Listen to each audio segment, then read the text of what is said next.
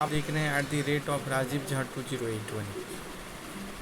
Actually अभी Nifty जो खड़ा है वो 22,800 के लेवल पे खड़ा है, और निफ्टी जब तक मुझे ऐसा लगता है कि 23,000 के ऊपर सस्टेन नहीं करता है तब तक हम ऊपर के लिए नहीं देख सकते हैं।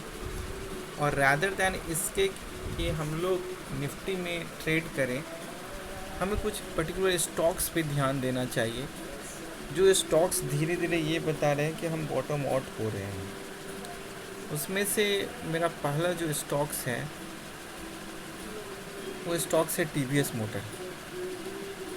एक्चुअली TVS मोटर ख़रीदारी करने के कुछ और भी रीज़न है।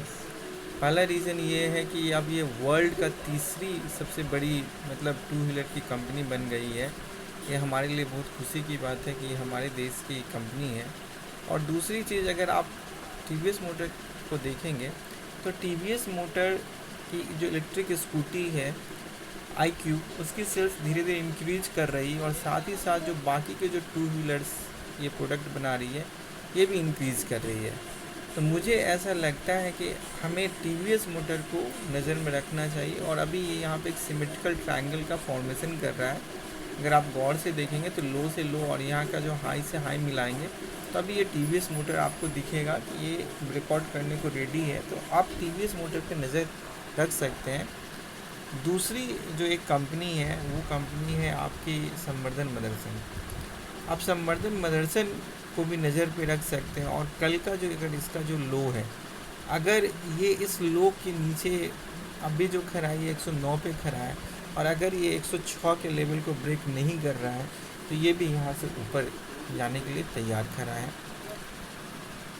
अभी एक कंपनी और है, वो है इंडस बैंक। अभी HDFC बैंक में कुछ बैड न्यूज़ था, तो अभी HDFC बैंक से अवॉइड करें और कोशिश ये करें कि अगर आपको बैंकिंग सेक्टर में आना है तो आप इंडस बैंक की ओर नज़र रखें।